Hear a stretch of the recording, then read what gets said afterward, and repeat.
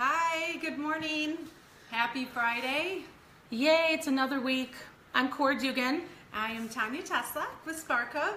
And today we're going to be talking about a blueprint strategy for targeting your ideal audience. And we'll also be talking about the only 4 ways to increase your revenue. Yes. So thank you so much for joining us. And believe it or not, there are only 4 ways to increase your revenue. You can increase the number of customers, increase the average transaction size, increase the frequency of the transactions per customer, and you can raise your prices. So let's talk about number 1, increase the number of customers. This is pretty straightforward, but for example, let's say you're a restaurant and you're trying to bring more people in the door. You could reconfigure your tables to increase the overall number of seating. Maybe you are able to get lunchtime customers in by offering a salad or a lunch buffet or bar, or reaching out and putting a plan together with your local school or factory workers to deliver lunches. Those may be ideas that work, and they may require an investment worth making, but here's a thought. By delivering exceptional experience for the customer, Yes. every single time they visit your restaurant, your number of customers should kind of increase naturally. Mm-hmm. And if your restaurant is busy, then your fixed costs, such as your rent, your utilities, your insurance, depreciation, all of those costs are spread out over a larger customer base. So this means that your cost per diner drops and your volume increases.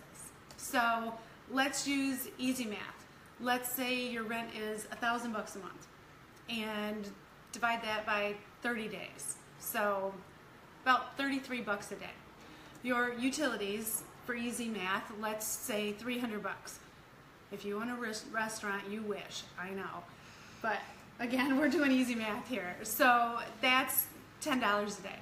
So 33 plus the 10, add another 7 in again for easy math, and we'll say you have $50 per day in fixed costs.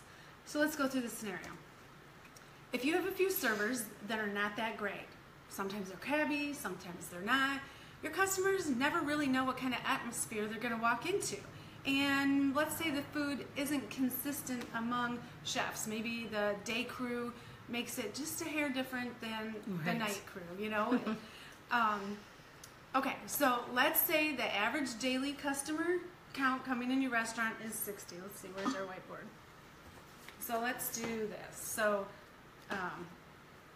let's say you have 60 customers. Well, we'll go, your fixed costs are 33, 10, and the 7 for easy math was, see that? Was $50 in fixed costs. So let's say you have 60 customers, and the average ticket sale is $20. Let's say there's a couple people and $20. All right, so that's $1,200. So if you subtract out your $50 in costs, that takes you down to $1,150 for the day. All right, so that $50 cost was spread out over that $1,200.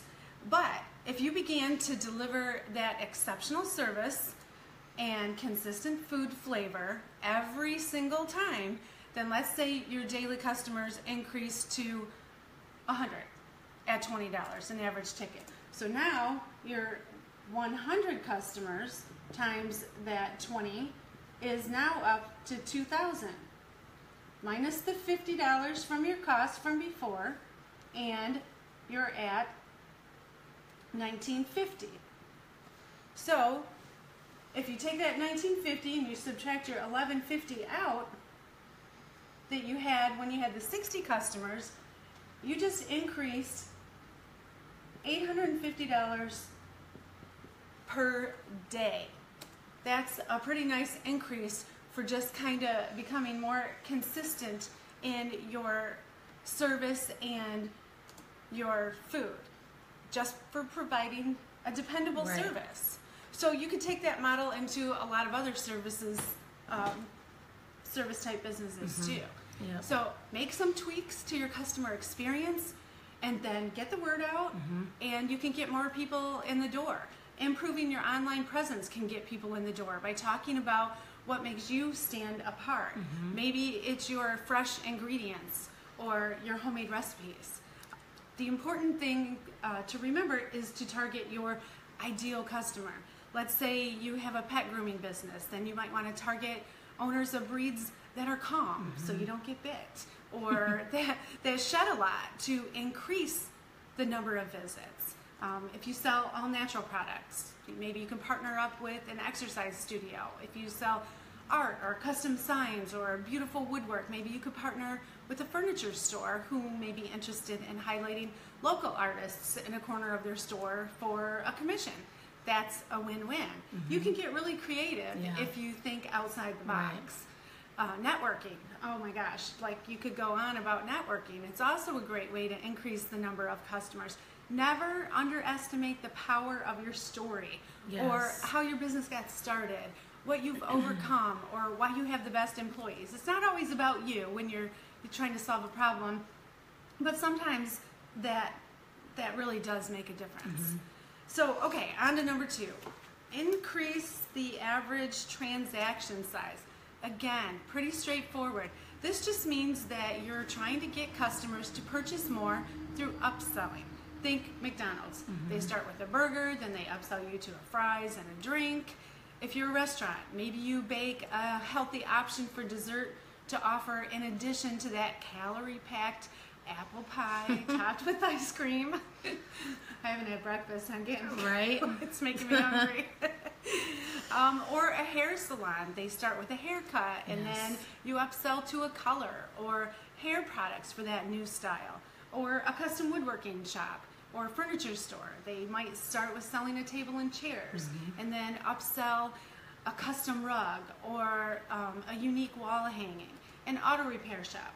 Customers come in for an oil change and you upsell to an air filter or a set of wipers. You get the picture. But when you're upselling, look at your margins. Try to upsell those items or services that have a high profit margin, but you're going to always want to solve their problem. You're not going to want to sell, you know, wiper blades to somebody who just replaced their blades last week. Okay, on to number 3. Increase the frequency of transactions per customer. Okay, we're starting to see kind of a straightforward pattern here. So you want to encourage them to buy from you more often. Maybe you own a cleaning company and a customer you have, you come in once a month for just a general or a basic cleaning. That's great. You're solving a problem. But what's another pain point? Solve it. Would they really benefit from you coming in more than once a month, say twice a month? You know, because you're probably picking up and cleaning a little bit before they even get there. And we all know time is money. And hey, if you can show them it's solving their pain point, it could be an easy sale. Or maybe you encourage them to use your floor cleaning service every 6 months, shampooing, you know, whatever. If you are in direct sales, your upline has loads of company-proven techniques to increase the frequency of transactions per customer. Learn them and implement them. They're there to help you do that. Okay, number 4, raise your prices. Obviously, raising prices increases revenue. It's not always a fun experience for your customers, but again, solve their problem. Talk to their pain points. Also, timing can have an effect on the feelings of a price increase. Let's say you run a self-storage company. If you're located in a part of the country that has a cold winter or a really hot summers, well, then raising your prices in the dead of winter could go something like, it's 20 degrees out and my rent just went up $5 a month. Right. Well, I don't know about you, Cora, but I really wouldn't want to go move my stuff in 20-degree weather, especially for less a month than what I'm spending on a cup of coffee, right? But for the storage company, well, that $5 increase, let's say you have 350 units. So, where'd my calculator go? So 350 units, increasing $5 a month. That's over $1,700 per month. So my daughter had a teacher that would say, effort in equals grade out. Right. If you change that up to effort in equals profit out, you know, whatever business you're in, assuming that your average transaction size, your volume, and the frequency stay the same, then raising your prices brings in more revenue, get this, for the same amount of effort. So beware though. Let's go back to the restaurant. Customers are not stupid. If your menu prices increase, but your portions decrease and your quality falls, whether it's the food or the service, it's going to be clear that you're trying to increase your profits by compromising the customer experience. So if a customer that dines, let's just go back to our board here. If a customer dines 20 times a year and their average ticket is $20, so that's $400. And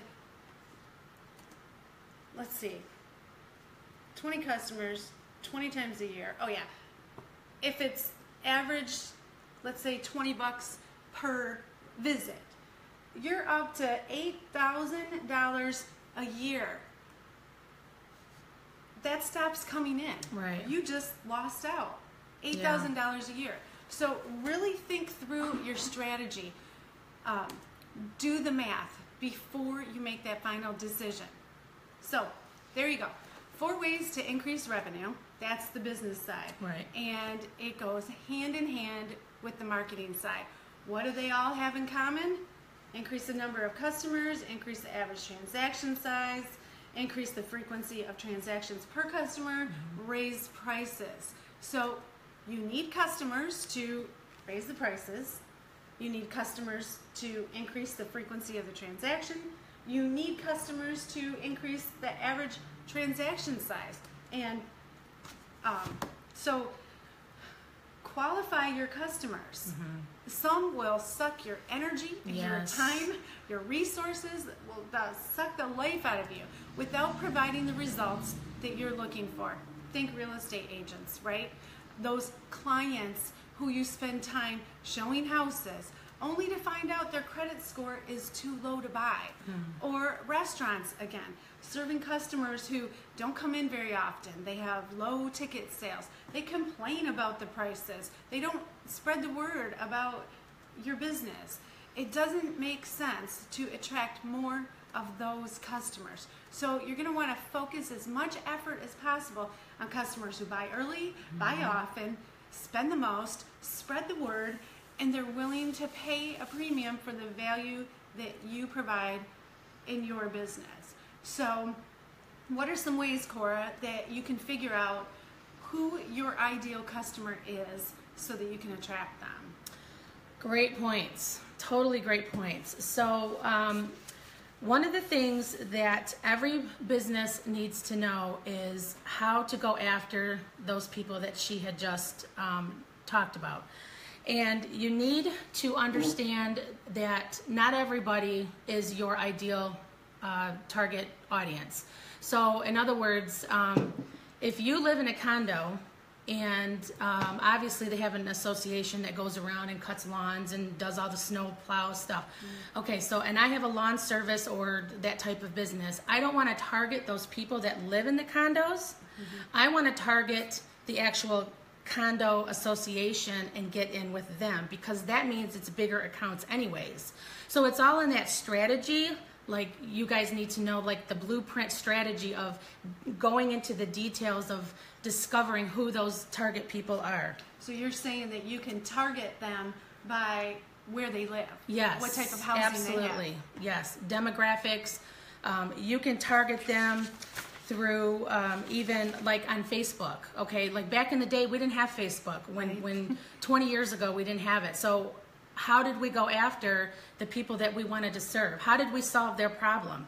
If you use Facebook, they have a search bar, okay? And it's literally Google on Facebook, and it tells you all kinds of information of where to find these people, where they live, what kind of buying habits they have, what kind of magazines they're reading, what kind of books they're reading, all that stuff. Their income ratio. Yes, and there's a way to do it. There's a system, there's a blueprint strategy of how you go in there and you ask those questions, and what Facebook kicks back is amazing, because their search results are getting so much more in tune with helping you target those people. So that helps you gather that intel. That helps you gather all of that data. And then what we have is an actual form that we give our clients, and they fill it out. They go through, and it's detailed. It's absolute detailed. So if you guys are interested in learning more about your target audience, these are some questions that you're going to want to ask, and you're going to want to go over with your marketing staff or your group, and you're going to want to educate them and teach them how to go after those people, because with 2 billion people on Facebook, everybody has a target audience, and they're there. That's where they're at. Everybody's hanging out on Facebook today. So I just want you to remember too that the right action takes time. So the thing right now, in order to reach that target audience, is running Facebook ads. And it's testing. When you first launch that ad, you have an idea of that target audience, so you fill out that form, you study them, you learn about them, and you educate your staff about them, and now you start running those Facebook ads to target them. It doesn't mean that you're going to start bringing in loads of money like in the first 30 days. You're going to see an increase. I will tell you that you will see an increase, but the whole goal is to scale it. So you start somewhere, and then the next 24, 48 hours, you study it, you learn it, and then you scale it up, and you start feeding that ad again with obviously dollars, and then you scale it again, and you start learning about that target audience, about what they're doing. Because maybe when you opened your business 5 years ago, you had a target audience, but today the market shifts, and people's buying habits shift, and how they buy and when they buy. People are doing Christmas shopping in the months of, it's in the summer now. So it's not like, okay, everybody starts in December. You have to learn those buying habits and those behaviors. And this form will help you study that and learn that. So we'll send that to you. If you guys want to go to our website, and you can just put your email in there and sign up, we'll send you this form so that you can begin studying your ideal target audience. Right, it's the form that we use here. Yes. So talking about the Facebook ads, if somebody's not ready to take that leap yet, if they don't understand, can they go in and tweak stuff and search for some stuff in the meantime while they're learning about how to do that stuff? It's they can still use that as a tool to look up their audience? Yes. It's definitely a starting point, but there is, and I'm not going to lie, I'm being totally honest and transparent, there's a lot of work to a marketing strategy.